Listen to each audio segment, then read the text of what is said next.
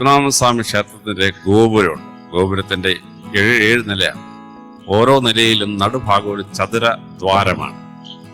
രാവിലെ 7:30 മണിയാവുമ്പോൾ ഒന്നാമത്തെ ചതുരം സൂര്യഭഗവാൻ നിറയും. 9 മണിയാകുമ്പോൾ രണ്ടാമത്തെ ചതുരം നിറയും.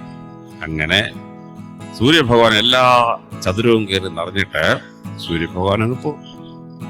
അപ്പൊ ജൂൺ 21 ഡിസംബർ 22 സൂര്യരശ്മികൾ ഏത് ആംഗിളിൽ എങ്ങോട്ട് വരുന്നു എന്ന് മനസ്സിലാക്കിയിട്ടാണ് ആ ഗോപുരം പണിഞ്ഞിരിക്കുന്നത്.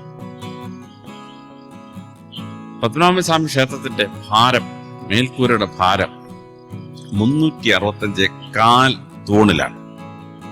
ഒരു സൗരവർഷം 365 കാൽ ദിവസമാണെന്ന് AD 1584 ഗ്രിഗോറിയൻ കലണ്ടർ സെറ്റ് ചെയ്തപ്പോഴാണ് സായിപ്പിന് മനസ്സിലായത്.